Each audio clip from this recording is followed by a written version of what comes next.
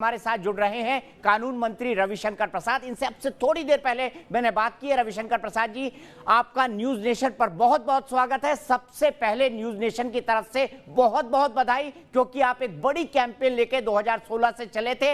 आज उस कैंपेन का एक सार्थक अंत हुआ है। मैं सबसे पहले ये जानना चाहता हूं कि आपने राज्यसभा में इस अंक गणित के तिलिस्म को कैसे तोड़ा? क्या मोदी है तो सब मुमकिन है?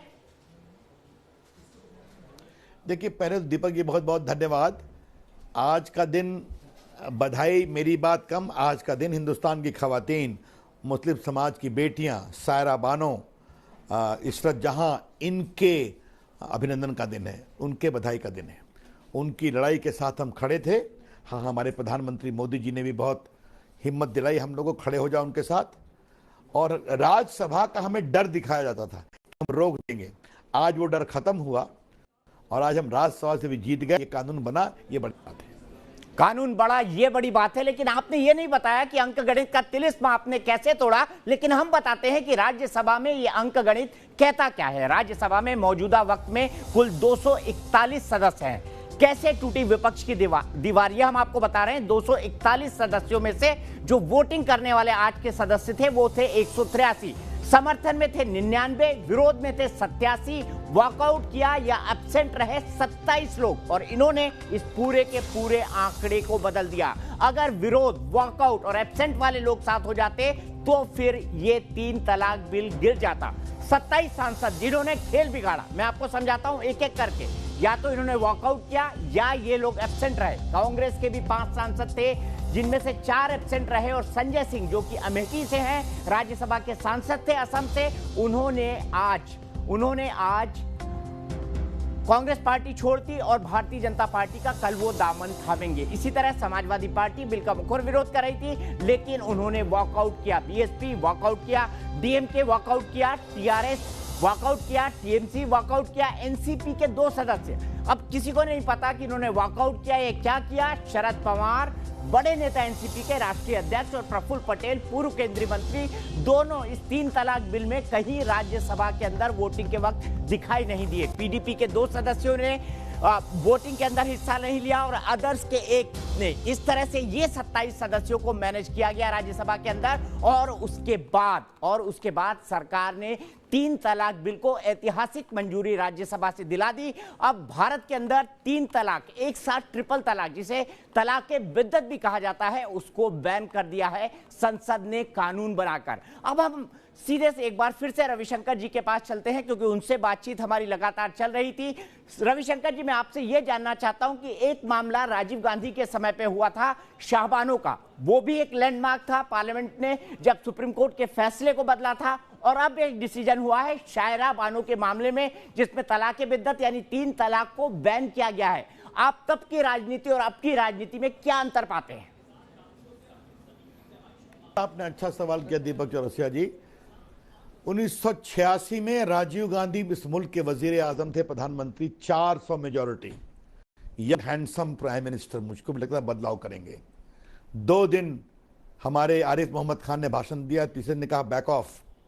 और सिर्फ 125 रुपये मेंटेनेंस मिले थे शाहबानो को, सिर्फ 125 रुपये। और आज शाहबानो की लड़ाई 3 तलाक की हुई। सुप्रीम कोर्ट में 13 से पेंडिंग था। मोदी जी ने कहा खड़े हो जाओ, हमारी बेटियों के साथ हम खड़े रहे। और तमाम झंझावातों के बावजूद आज ये कानून बना। तो ये राजीव गांधी और नरेंद्र मोदी की सरकार में ये अंतर है। लेकिन मेरी पीड़ा इस बात की है, जो आज मैंने सदन में कहा, मैं इतना सख्त नहीं बोलता, लेकिन जिस तरह से गुलाम नबी आज़ाद ने हम लोग पर आरोप लगाया। याद करिए दीपक जी, आप तो बड़े अनुभवी पत्रकार और संपादक हैं। 84 में कांग्रेस पार्टी को 400 सीट आई थी और फिर 86 हुआ। और तब से 9 लोकसभा के चुनाव हुए हैं, कांग्रेस को कभी बहुमत नहीं मिला। 14 में 44 और 52 पर अभी इतनी। और कर्नाटक की सरकार भी गई कल परसों में। इसके बावजूद हेकड़ी वही है जो 86 के शाहबानो की थी। मतलब 2019 में भी शाहबानो मॉडल गाड़ी चला रहे हैं। रविशंकर जी, यहां पर जो सबसे बड़ा सवाल उठता है वो ये उठता है कि आलोचक जो हैं इस बिल के, इस कानून के जो आलोचक है, अब ये कानून बन गया है, उनका ये कहना है कि अगर आप पति को जेल में डाल देंगे तो वो गुजारा भत्ता कैसे देगा, मेंटेनेंस कैसा देगा, वो किस तरह से अपने बच्चों को भरण पोषण दे पाएगा। आपको नहीं लगता कि इस कानून में उनका ये तर्क है कि पुरुषों के साथ बहुत ज्यादती की गई है उनको जेल में डालने का प्रावधान करके? ये बिल्कुल ही बेबुनियाद बहस के बात है दीपक बाबू। दहेज में तो हिंदू पति भी जेल जाते हैं, मुस्लिम पति भी जेल जाते हैं। कांग्रेस ने बनाया कानून, तब तो आप नहीं कहते हैं कि कहां से वो मेंटेन करेगा परिवार को। और जब 498A के पेनल कोड में अगर अपनी पत्नी को आप टॉर्चर करते हैं, क्रूएल्टी करते हैं, तब भी आप जेल जाते हैं, नॉन बेलेबल है, तब तो आप नहीं कहते हैं। जब मुसलमान अपराधी कानून का खिलाफत करते हैं, मर्डर हो, 420 हो, चोरी हो, आतंकवाद हो, तब तो ये नहीं कहा जाता। सिर्फ 3 तलाक में बात क्यों उठाई जा रही है? यही तो मैं कहता हूं कि कुछ भी करो, कानून नहीं पास होने दो, ये ठीक नहीं है। मैंने आपका यह तर्क माना, लेकिन रविशंकर जी यहां पर एक बड़ा सवाल उन महिलाओं को लेकर भी है जो 3 तलाक की पीड़ित है। अब तक जिनको तलाक के बिद्दत यानी इंस्टेंट ट्रिपल तलाक से तलाक दे दिया गया है, इसकी बड़ी संख्या देश में है। जो मुस्लिम समाज से जुड़े हुए लोग हैं वो ये कहते हैं कि सरकार को पहले ये करना चाहिए कि इन महिलाओं को फाइनेंशियल कंपनसेशन दे, पहले ये करना चाहिए कि इन महिलाओं को फाइनेंशियली सबल बनाया जाए जो 3 तलाक से अभी तक पीड़ित हुई है। क्या सरकार इस दिशा के बारे में कुछ सोच रही है, या सरकार 3 तलाक से पीड़ित महिलाओं को आर्थिक रूप से सबल बनाने के लिए कोई काम करेगी? इसका जवाब दीपक जी ये है कि भारत के संविधान के मुताबिक कानून उसी दिन से लागू होता है जिस दिन से पारित हुआ। तो 19 सितंबर 2018 से ऑर्डिनेंस लाए थे हम। उसके पहले में रिट्रोस्पेक्टिव कहते हैं, वो अपराध नहीं बन सकता।